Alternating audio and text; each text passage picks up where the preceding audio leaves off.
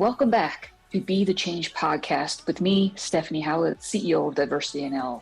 Become awakened, create culture of inclusion, be brave, have impact by being an ally. Welcome to episode 3 of Be the Change podcast. And here we have with us Jenny Brake. Just going to get into a little bit of information about Jenny. Jenny is a Western Vice Chief of Qalipu First Nation. She's the chair of Empowering Indigenous Women for Stronger Communities. She's a strong advocate. She's a mom of 3, I do believe. She's really strongly committed to growth and preservation of Indigenous values and traditions. I didn't know you were an artist, by the way. I knew that you are a tradesperson, but I didn't know that you were an artist. That is absolutely amazing. And you're currently now working with Enlita, events coordinator. So tell us a little bit about you. Well, so yeah, you found out all my secrets, eh? So yeah, I have a pretty diverse background. My resume is something that can be quite shocking and a bit of a tangly web that's woven over the years.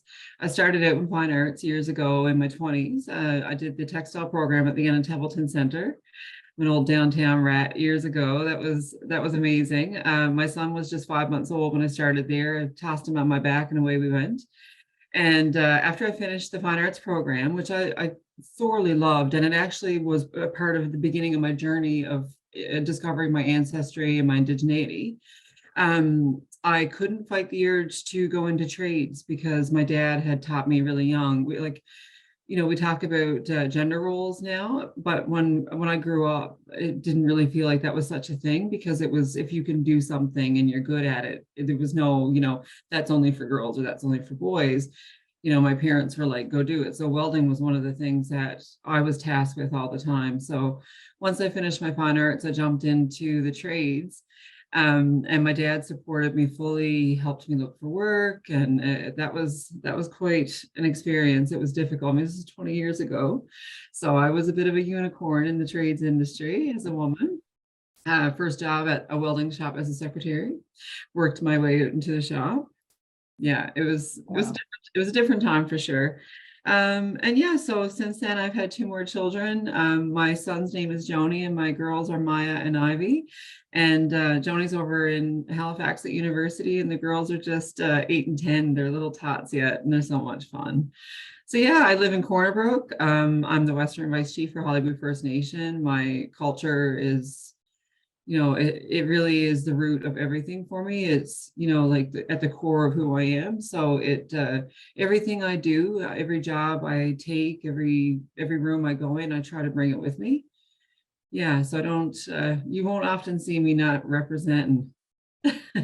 And so you should. I mean, you're proud of your heritage and your background and absolutely live it, be it.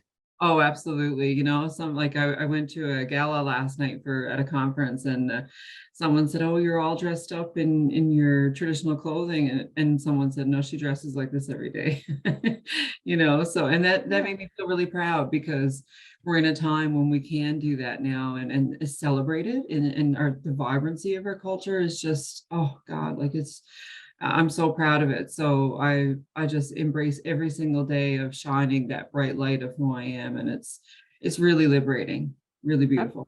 Yeah, absolutely. And you should be free to be who you are wherever you're to, and absolutely. Not for someone to think that you're wearing this because of, whatever reason that they come up with, right? Oh, be part of your heritage, your background, and embracing it. I know you're a strong advocate. We've worked together in the past, and you're amazing and very knowledgeable, and I think very connected with people and with your cultural background for sure. Yeah, I'm definitely a people person, being in politics, I guess, with cultural government. Well, again, cultural government is kind of an oxymoron, I suppose, because the two really don't mix.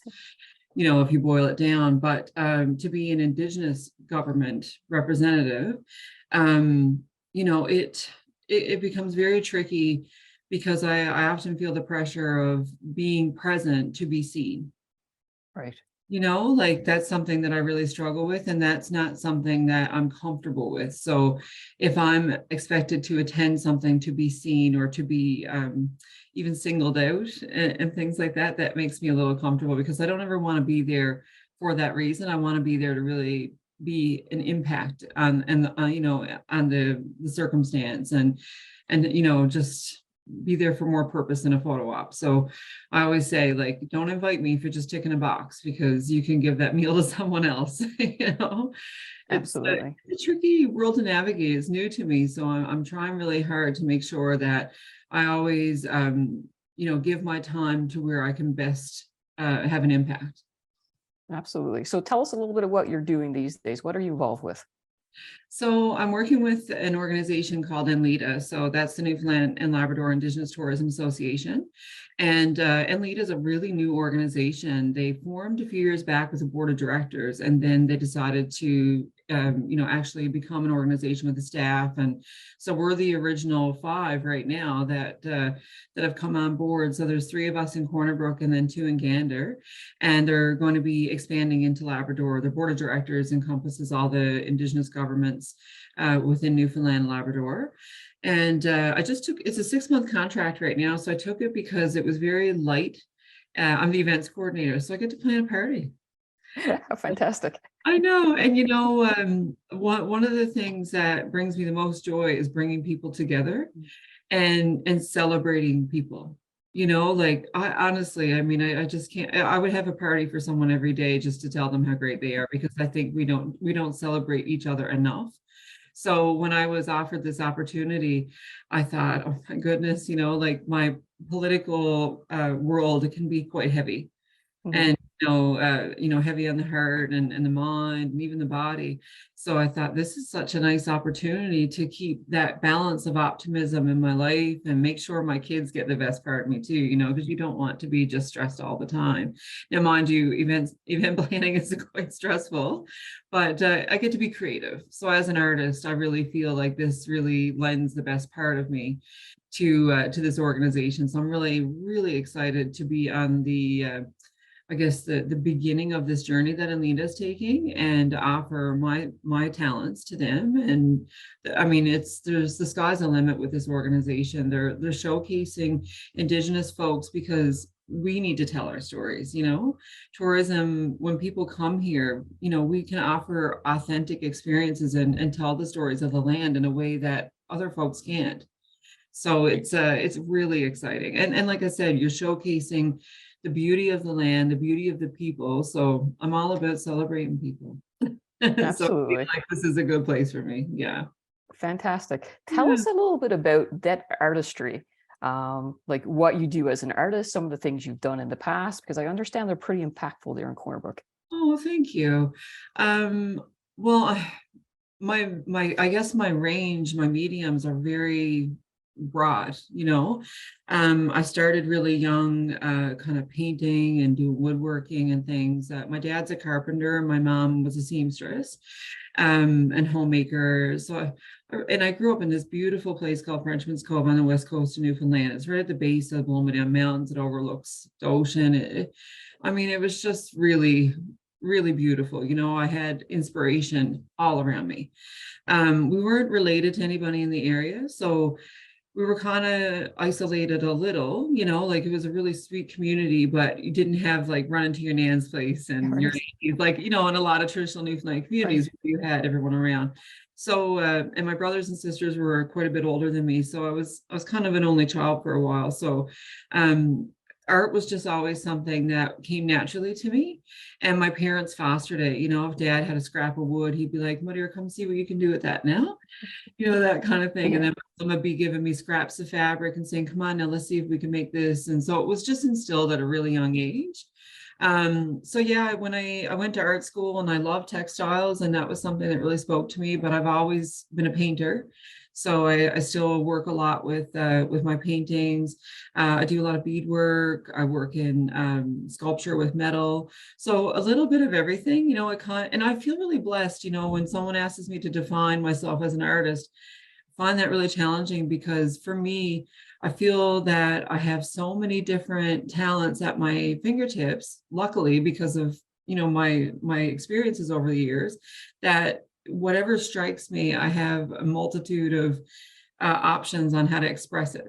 So sometimes that'll come out in making a ribbon skirt, or that'll come out in beading some earrings or painting, or, So the work that I've done, I guess more recently, I've done a mural in Benoit's Cove, which is close to where I grew up. So it was a project for Come Home Year, and the newly named Qalipu Cultural Foundation is now called the Mikwite'km Cultural Foundation. They just kind of rebranded. And but prior to that, they put out I guess an RFP for artists to submit work. So they contacted me and asked would I submit something that just spoke to what it means, to come home and our land and whatnot. So I recently did a painting. It's just a simple little biscuit style box house, and the ground underneath the roots are teepees. So just to speak about how, we built our communities on, especially like fishing communities in particular, on Indigenous land. And where I come from is a small fishing port community. So, and I did, I've done several things. The Mikwite'km Garden centerpiece there in Corner Brook in the Majestic Lawn. That centerpiece was a really impactful, I'm happy to see, but it was also a very emotional piece for me to work on. It was done years ago when I started working with empowering Indigenous women. That project is the 5 Indigenous groups in the province. And we all come together and do work on mental health awareness, violence against women, gender equality, and, just important issues that we want to make changes in our communities. And, from the very first circle that we gathered in, I realized the impact of violence on Indigenous women. And it was, it took me quite a while to kind of just collect myself, to really, because I grew up in a safe home, but a lot of my sisters did not. And so a lot of the women in our circle, I mean, I've had my experiences with trauma and violence and, sexual misconducts and things like that. But I just feel that, the story is wider and it's touched so many people that I felt really compelled to produce it in some form of art. So we have residential school survivors within our elder advisory. All the women have really been affected. So the painting was a response to that. And at the time, the Qalipu First Nation they were putting in memorial gardens for the missing and murdered Indigenous women and girls. And so anyways, I submitted the artwork and it was selected for the centerpiece. So it's become a place that families can reflect. And, my children and I go there quite often.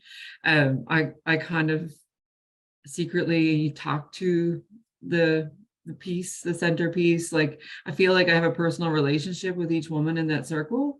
That may seem strange, but over the course of the painting, it was just such a personal thing that sometimes I'd have to put it down because I would get really overwhelmed. And yeah, so there's been several projects that I've done around Corner Brook to just in the West Coast to just increase the visibility of our Indigenous folks. Like, that is really such a big priority to me because I grew up not seeing a reflection of myself.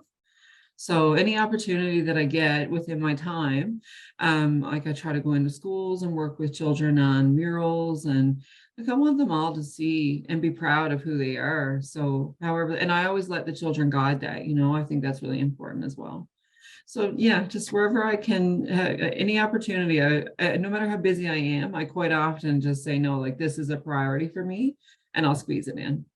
So giving back to the community is a massive piece. I know you're a strong advocate. Yeah. It's a massive piece of your life, being an advocate.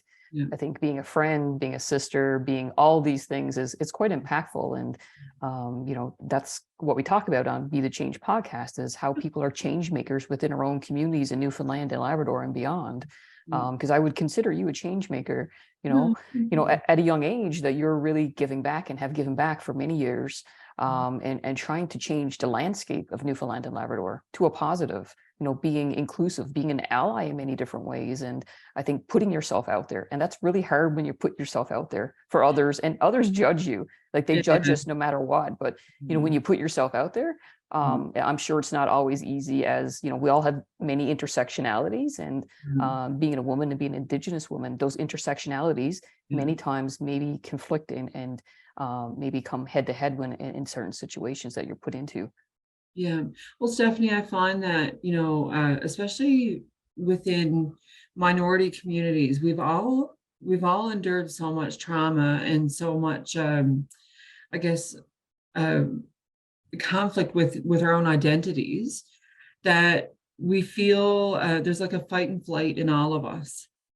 So sometimes we're like crabs in a pot where we won't let each other get out, like, or just we're hard on one another, like, especially within culture, because in Newfoundland, we're really, we're just at this stage of trying so hard to revitalize culture.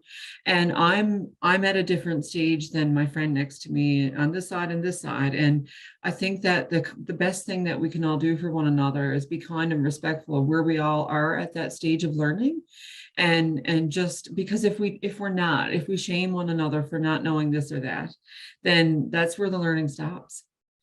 Like that's where we lose folks. Everyone, I mean, if you come to the circle and someone says you're doing that wrong, you don't come back. So I think like a gentle hand and an understanding, open heart and open mind is really the best thing that we can do.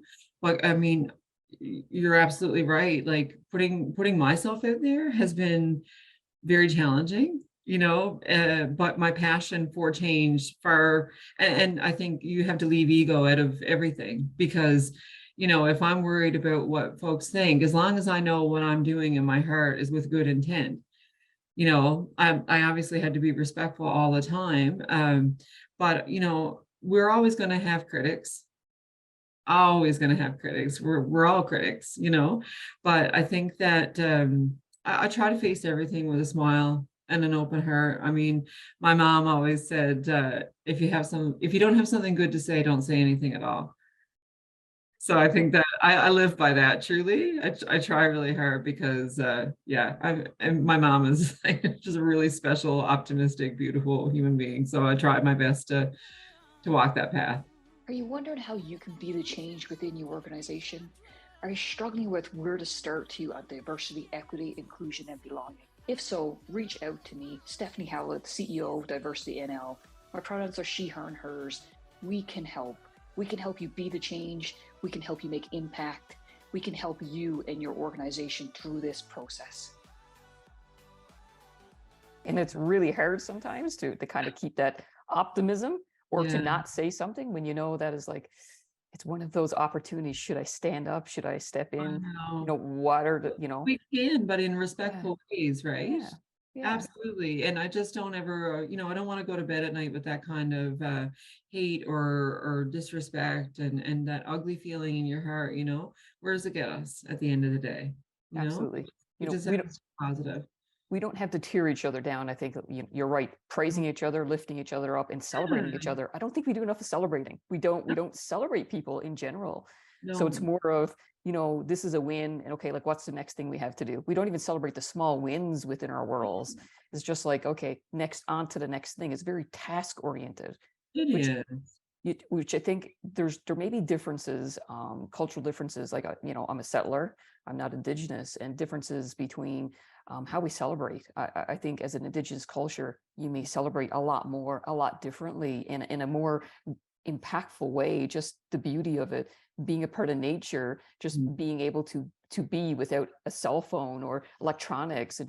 I'm sure it looks different. Well, I mean, we're definitely, we celebrate the sunrise and the sunset, but we definitely are modern folks too, Stephanie. My cell phone doesn't leave my hand too often. I'm just like most other folks. But definitely there's like, there's this really beautiful connectivity to the land that I think most Indigenous folks have just inherently, like it's just there, and some people can't even really explain it. And and I think that probably goes beyond Indigenous people. I think we all have that connection to the land, because I mean, the minute that I set foot in my dad's dory and we head out the bay, everything goes away for me. I'm very connected to the salt water. My parents, we lived on salt water in summer, and we lived in the woods in the winter, pretty much. Like, Yeah. um, we lived at home, and I don't want you to think that we were just nomadic. I mean, like weekends and what. Yes. But for me, like, it brings me a calm that I can't explain. It's like nothing else. And I just feel really safe and protected and at ease. And yeah, it's definitely, I feel very, very compelled to protect Mother Earth. There's a lot going on right now with windmills and green energy and pipelines and oil and gas. And, that's a real struggle to want to be innovative, but to respect the land. And, we're all trying to figure that out. I'm still trying to figure that out. I'm challenged on it quite often, but all I can say to folks is that I'm trying my best to be educated and understand, what it is we need to do right by Mother Earth, because we need to save this place for our 7 generations to come. But we also have to move forward. So it's always, you're always trying to strike a balance in life. We talked about parenting the other day around the table, and it was like, well, you don't want to be too much of this, you don't want to do too little of that. So I think with everything in life, you're just trying to strike a happy balance of we're all doing our best, right? We're all doing our best. And I think that's where we need to really give each other credit, that we're all really trying to do our best here and be kind to one another. So I just love to see more of that. I if that's all I can leave behind on this earth is be kind to one another, then yeah. Absolutely. I had a conversation the other day with a company I'm working with, and one of the questions we talked about is, as employers, do we always ask, how can we support you as a person, as an employee coming into our organization? And the organization said, yeah, we asked that question. I said, what's the answer you get back? And I was surprised. You just said it, kindness. People say, you can support me as a person, as a human coming in to this organization through kindness. And I thought, wow. It's very simple, right? Yeah. Very Like simple. people are asking for kindness. Yeah. I mean, I've had, employment roles where I've gone into an organization and they've been so kind that I've been shocked. So I haven't experienced that previously. Like we've all had those experiences where we get up to go to work in the morning and we feel a little sick because we know we won't feel valued, or we won't feel respected. We won't feel that we have a place there, that we're accepted. Like, my goodness, like how I keep coming back to my mom, because honestly, she's the queen of kindness.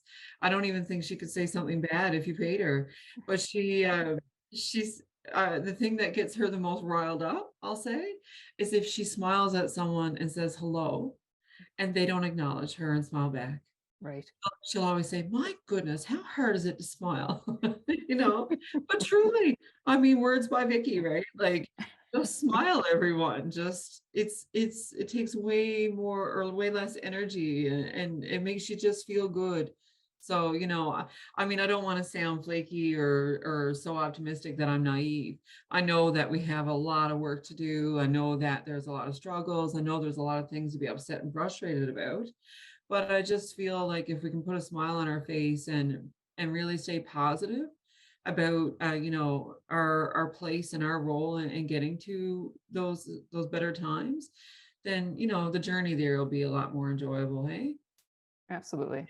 I really like what you said a second ago. Well, besides the whole kindness piece, which I completely agree, meeting people where they're too, starting where they're too, and not, if we're learning or teaching, not kind of wrapping the person on the knuckles for not knowing or thinking in a different way, which sometimes I think some of the systems we grow up in, they do that. They wrap us on the knuckles for not knowing or saying something that's stepping out of line, or something that's, we thought that you should know or should agree with.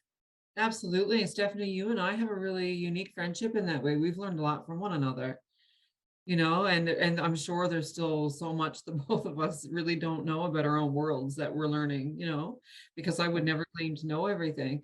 But I think that allyship, like, I appreciate everything you've given to me so much, because it's helped me be a better mother, a better person, a better ally.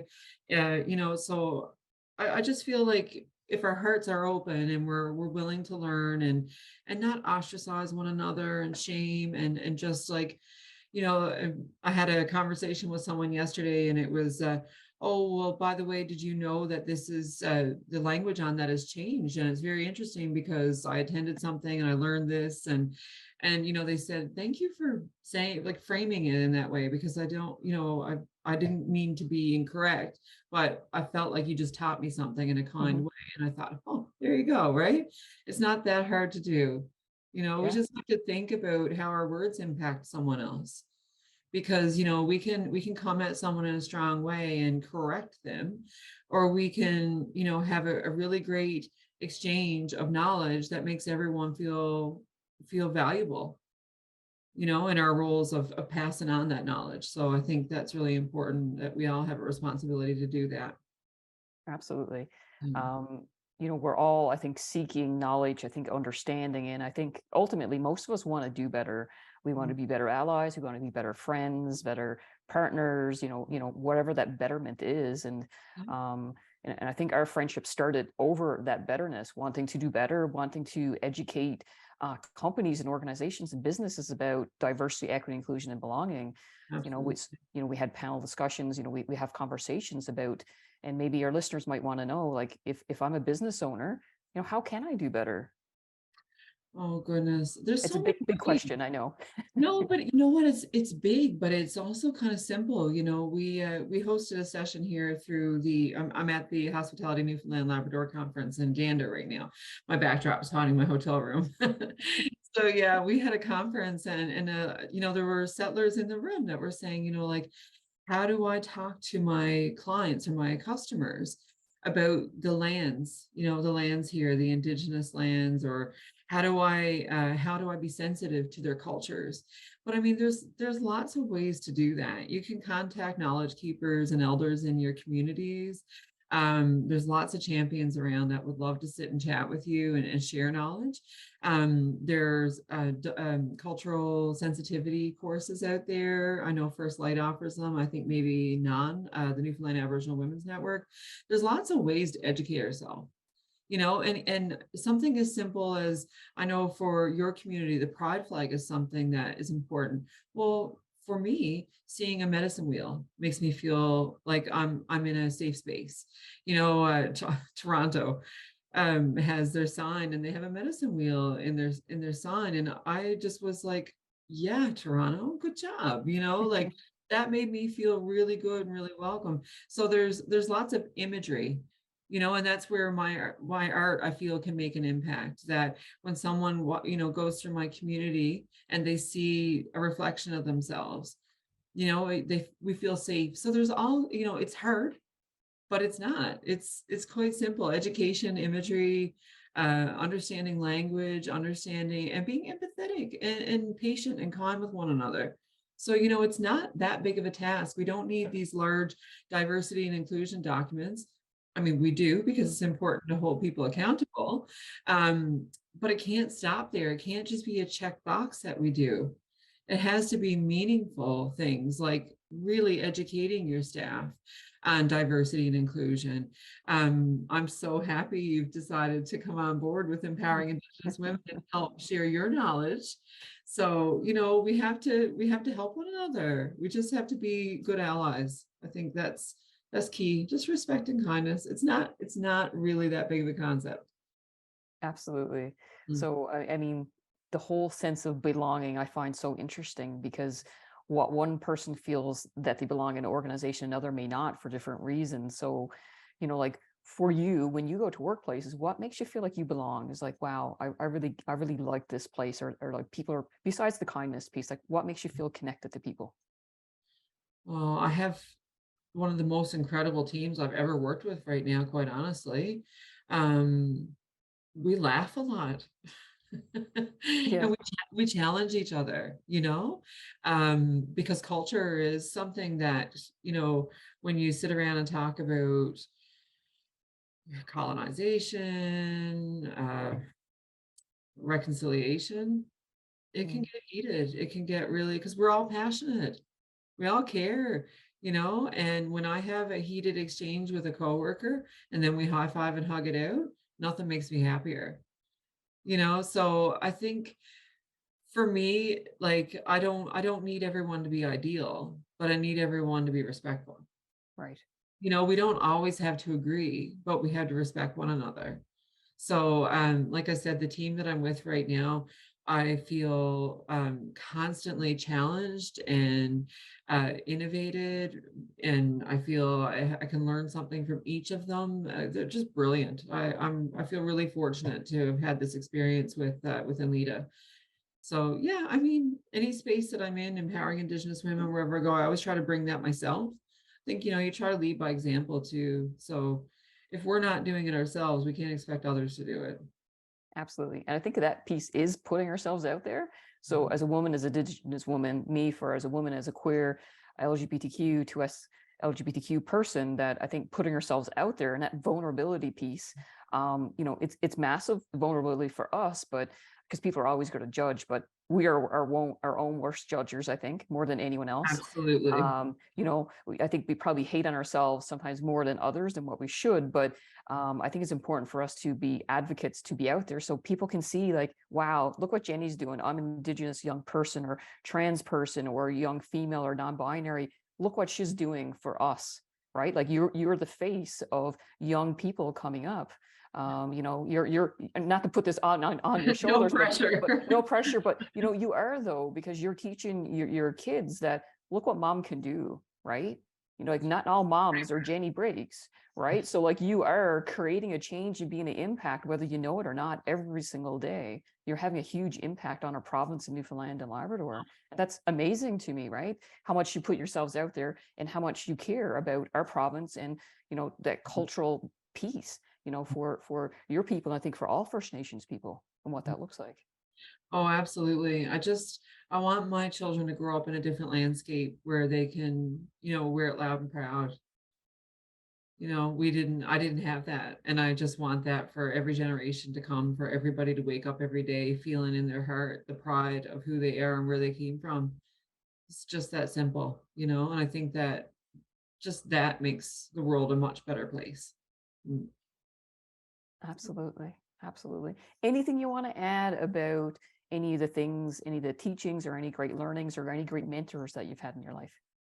I have been so blessed. I mean, I just got chills when you said that, because the journey that I've been on, I mean, I'd hate to name folks because I feel like I would leave someone out. Mm-hmm. But God, I just hope they know who they are, because I hope that I've shown them the gratitude that they deserve. I within communities, especially our Indigenous community, because of colonization and how the government has selected who is who and whatnot, it's created a lot of lateral violence in communities, in our communities, and we're not, I've spoken to folks in other Indigenous communities, and it's not just Qalipu First Nation, it's everywhere. It's kind of like how the government, well, I mean, when someone else tells you who you are, but I'm a firm believer that, knowing where you came from, knowing your ancestry and knowing in your heart is far more powerful than any card. And that's the teaching that I have gotten in different ways. Like Stephanie, I've gotten it in ways that I've had my knowledge keepers or elders tell me very strictly that, you have to know your ancestry very particularly, because we have people that they're unsure, but they're kind of on board. And so there's a bit of conflicting, I'm not being clear, but I guess the teachings that I've gotten have been from one extreme to the next, but I feel like I have found this really beautiful balance in between, where I've taken and I've listened. I've always had an open heart, and I've always tried really hard to hang on to the good in what someone tells me. If something doesn't resonate, I'll leave it behind. But I try really hard to just, take the good in what I'm given and work with it. So like I've had really beautiful teachings. I've been taught all kinds of different cultural ceremonies or partaken in cultural ceremonies. But yeah, just been fortunate. Like I said, I wouldn't want to be specific, but I mean, the elders that I have had an opportunity to spend time with and the knowledge keepers, my goodness, like I honestly, I'm so humbled, so incredibly humbled to have spent time with them. Absolutely. Yeah. What would be your biggest takeaway from any of the work you've done? Like, what would you want people to think your legacy? Like, what does that look like? I shared a quote last night with someone that I think I want to be my legacy. It's live your life in such a way that if someone speaks badly of you, no one will believe it. Wow, I love that. Yeah. Yeah. So that's, I'm trying. I'm going to make mistakes. I have made mistakes. I've said things I regret. I'm human too, but I think when your intentions are good, you just try your best. Absolutely. So I guess the biggest takeaway today is lead with kindness, lead with an open heart, and have good intentions. Yeah, absolutely. And don't be afraid to make mistakes. Absolutely. We're all going to say the wrong thing or do the wrong thing at sometimes, but just learn from it. Obstacles are opportunities. Just keep moving forward. Yeah. Absolutely. Thank Yeah. you so much for today's discussion. I really appreciate your time and everything you have to add and everything that you do for us as people and in general, just being a just beautiful person that you are. And I'm very humbled to call you a friend. And I appreciate Oh, that greatly. likewise, Stephanie. Likewise. Honestly, thank you so much. Well, Alan. Absolutely. Thank you. Thanks for joining us today on Diversity NL. Stay tuned next week. It's going to be some exciting guests. Please feel free to comment below, subscribe, connect with me on LinkedIn, and think about how are you going to be a change maker in your organization. You can do this.